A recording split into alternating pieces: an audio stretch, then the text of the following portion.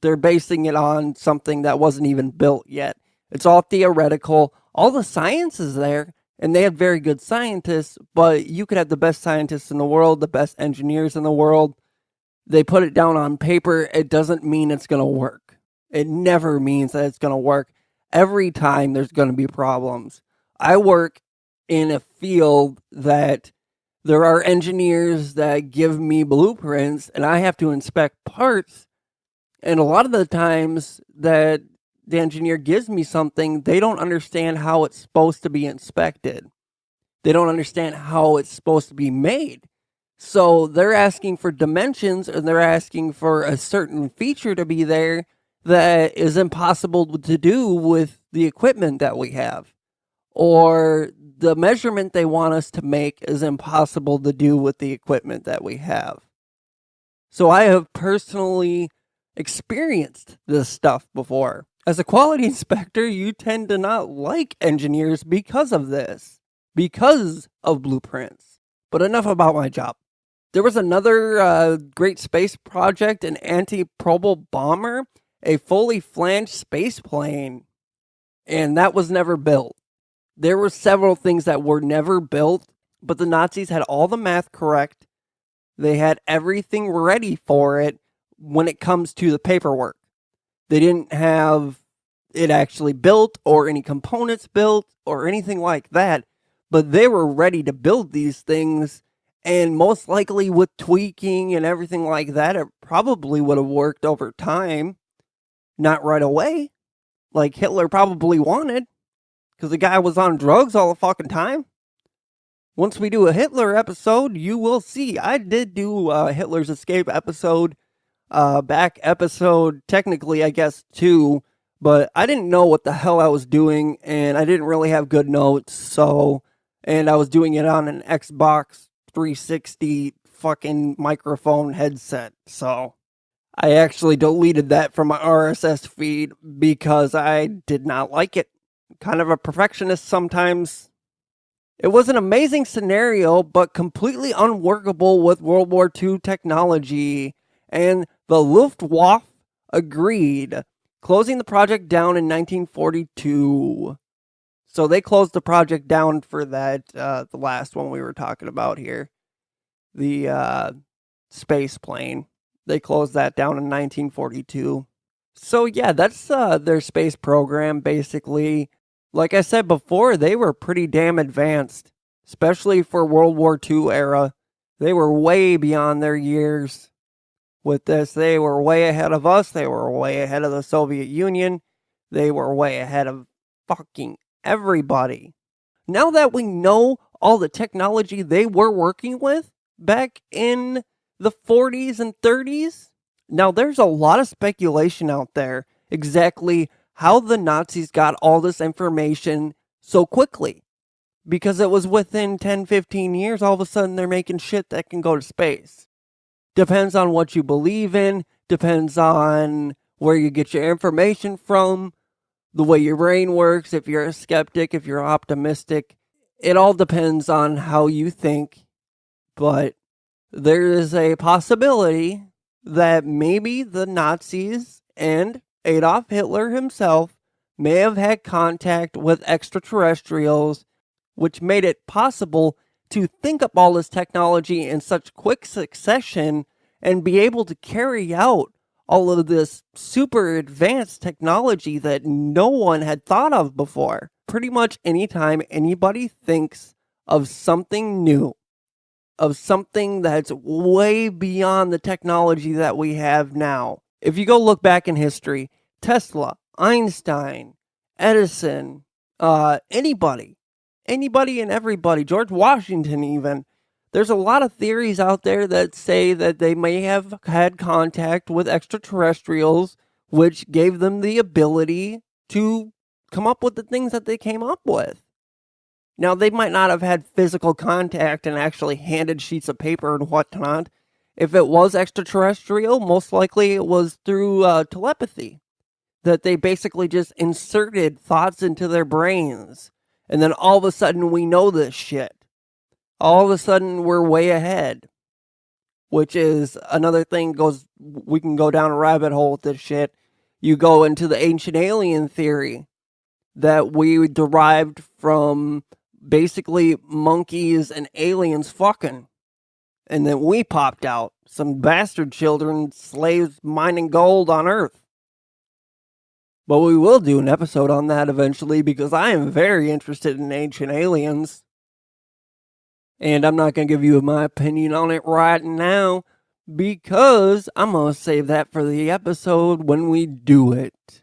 It's not going to be this week or next week. I'll give you that right now. It's going to be in the future here. Now, what did the Nazi Bell actually do? Now that we've got all that background and we know the technology that they possessed, let's see what the Nazi Bell could have done. The Bell was said to have an effect zone stretching between 490 and 660 feet around the craft. Some claim that the unexplainable things occurred within this zone, such as the formation of crystals within animal tissue, the decomposition of plant matter into greasy substances, and the gelling and separation of blood. That is fucking crazy.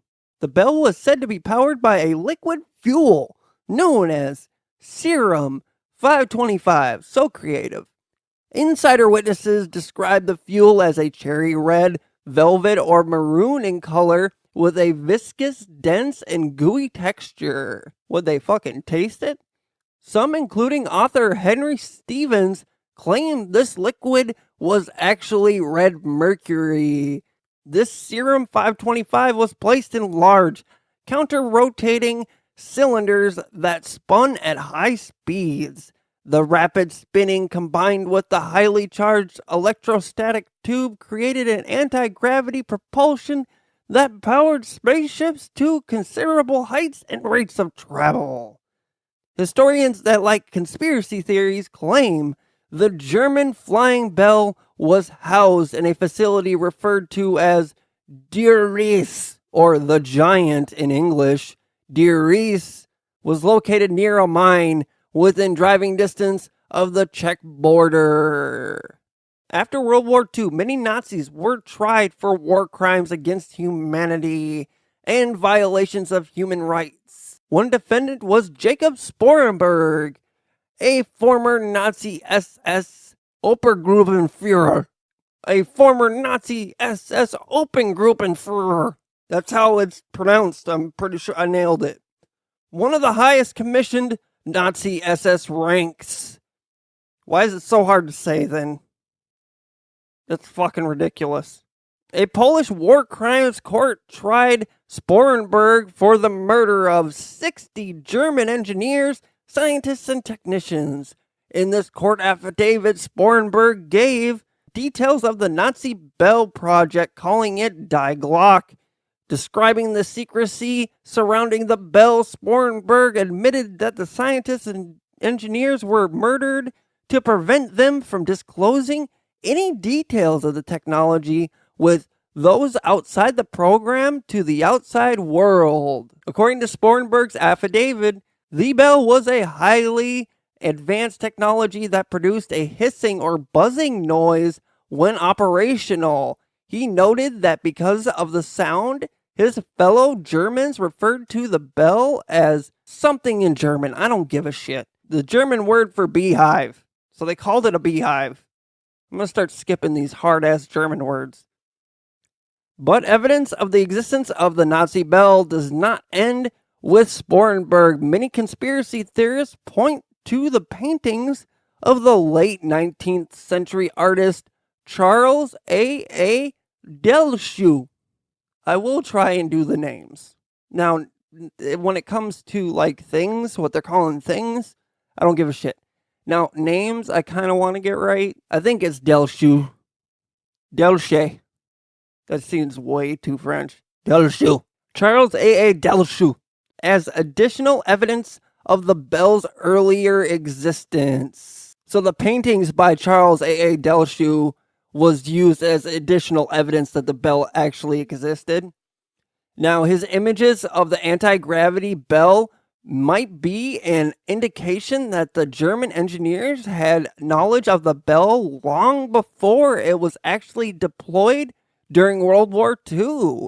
Some even claim that Delchau's bell paintings are evidence that he was in contact with a hyper-intelligent extraterrestrial with a pro-Nazi agenda, like I was just saying. So they even thought that this guy was in contact with aliens, which I'm not going to make any fun of anybody for that, and I am not going to doubt that at all. Because you know what? It could be fucking true. You don't know. I don't know. Now, there is written evidence about the bell's existence. Igor Witkowski, Mike Wazowski. Witkowski is a contemporary Polish author, editor, and military journalist. In 2003, he published his book, Prawda o Wunderwaffe, which translates to The Truth of the Wonder Weapon. The book includes a detailed description of the bell craft. Witkowski's book was eventually reprinted in German under the title Die Wahrheit über die Wunderwaffe. In his texts, he refers to the futuristic German UFO technology as the Nazi bell. He reports that he first discovered evidence of the bell in 1997 while poring over classified transcripts from Sporenberg's Polish war crimes court testimony. He also received the documents from an unnamed individual who had worked within Poland's intelligence community. He adds that unfortunately, he was not permitted to make copies of the records and could only transcribe their content. So he basically had to just copy it down. Witkowski also claims that 5 of the 7 early Bell Project engineers perished during the testing. What a surprise, they probably got shot. He writes that the Bell's test rig ruins can be found in a concrete structure at a mine located about 2 miles from the complex Sokolek subterranean project Reese works in London. So yeah, I've actually seen pictures of this. If you look up the Nazi bell, it will show pictures of something that looks almost similar to Stonehenge. It's like a series of arches that are in a circle, and they're all connected at the top, but not at the bottom. It's just a big concrete circle, basically. It would have fit the Nazi bell in there easily. It's anybody's guess, really, because they probably burned a bunch of shit when the war ended.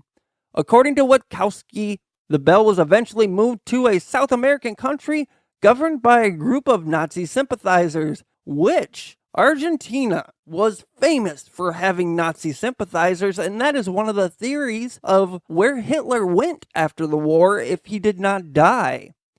Because of the Nazi community being so large in Argentina at the time, they thought he was flown out of Berlin after he went through some tunnels. He was flown out of Berlin, put on a U-boat, and he fucking rode that bitch all the way to fucking Argentina. And then he sipped mimosas for the rest of his life. Now, there's a few more players in this. Mr. Nick Cook was a military journalist and author. Expanding on Witkowski's writings about the Nazi bell, Cook provided his own opinions and research in his book, The Hunt for Zero Point. Cook believes the bell was eventually transported to the United States as per an agreement between SS General Hans Kemmler and American officials. I would not doubt that shit whatsoever, because we just wanted more and more technology. Now, there are many theories about what happened to the bell after the war, because they were not able to locate this sumbitch. They did not find it. It just disappeared. So if it did exist, it was gone. Somebody took it from there and hid it somewhere. Now, it could have been just a military weapon, which, not to minimize it, saying just a military weapon, but all the other possibilities makes it a little bit minimal. It might have been a military weapon that was used for intelligence. Now, it also could have been a time travel device, which many people believe that that's what it was used for. And then Hitler actually went forward in time anywhere from a couple of years to 20 years.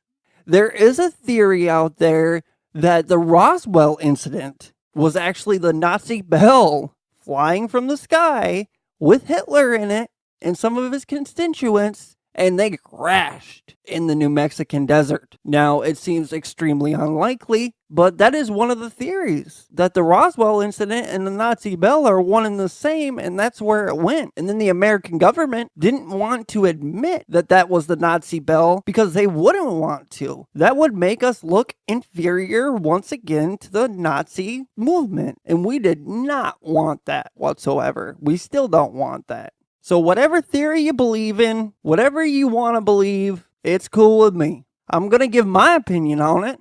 So there are plenty of other little theories here and there that some of them get kind of crazy. Others are more reasonable, that it was used as maybe even a traveling device. It was just used as a prototype of some sort. And then it was destroyed before the Americans could come through and steal the technology. So that's a possibility too. But there's a lot of other theories out there. Y'all can look them up. I'm only covering the big ones here. The one that really crossed my mind, the one that really stuck out to me, was the Roswell one, which is crazy as hell. Not saying that anybody that believes that is crazy. I'm just saying that it's crazy as hell that that could have been the Nazi bell. One thing I will say is crazy is flat Earth. I got in an argument with a flat earther on Twitter, and he refused to listen to science. He refused to listen to any kind of logic. And basically, he was just repeating what he saw in a flat Earth video. Basically, with Eddie Bravo sitting there fucking yelling around corners and shit. Screaming around corners. Like, the Earth is flat. No, it's fucking not. Goddamn globe.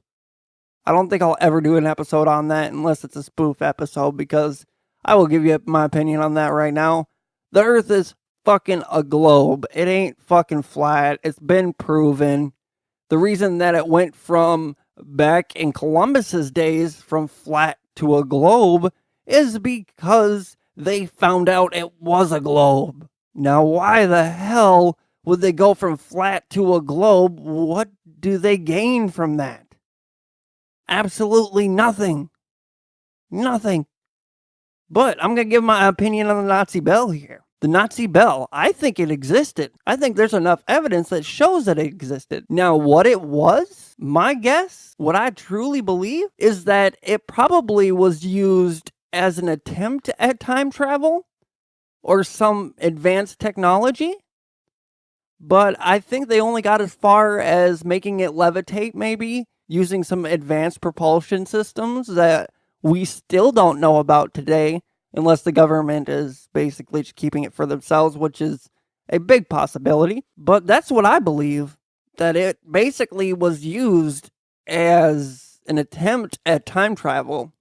I don't think they actually time traveled with it. And once we do the Hitler escape episode, I will tell you what I think happened to Hitler after the war. But that's all I got. If you don't agree with me, I don't care. No, I'm just kidding. I do care. I love my co-conspirators. I like to debate with people. That's why I debated with the Flat Earth guy, because I like debating with people. Just don't take it personally, and don't get offended and start calling people stupid and shit like that, because that just makes it look like you don't know what the fuck you're talking about. Because people that start name calling are the people that probably don't have any more evidence, and they're getting mad. So grow up, be an adult, be able to debate with somebody and agree to disagree. I can do that all fucking day long. So if anybody disagrees with me, go ahead, hit me up, theconspiracyasylum@gmail.com. You can also contact us at our various points of contact, such as Facebook, Twitter, Patreon. $1 to $10, you get 2 episodes bonus a month, and Pinterest and Instagram and everywhere. And once again, I'd like to give the disclaimer that we're going to give on every single episode, and it's about mental health. If you need help, get help. There is no shame in it. If you need to talk to somebody, talk to somebody. Hit me up. theconspiracyasylum@gmail.com. I'll talk to you. I'll be your friend. Go ahead. Contact us. And if you need more of professional help, or if you need to talk to somebody that maybe is a little bit more qualified than us, and you don't just need a friend, you actually need some professional advice, there is the suicide hotline number, which is actually the National Suicide Prevention Lifeline. And I encourage you to use it. I'll give you the number right now. It's 1-800-273-8255. Again, that's 1-800-273-8255. Do not be afraid to contact these people. And also, you can go and hit them up online too. I just found out about this. If you go to suicidepreventionlifeline.org, you can have a live chat with I'm assuming a therapist. I'm not sure. I haven't used it before. Yeah, it connects you with counselors and emotional support. So it connects you with professionals that can help you through tough situations. Now, if you're not feeling this way, and you see somebody that is a little low, you see somebody at work or at school or anywhere when you're out to eat, and you see somebody that's super lonely, just go over and say hi to them. Ask them how their day was. I mean, you might feel a little awkward, but you know what? That might make that person's day. We will always be a huge advocate of mental health here at Conspiracy Asylum. We care about you guys. We care about everybody. We love you, co-conspirators. But that's all I got. Your padded cell is now open. You may leave. Thank you, co-conspirators. Bye.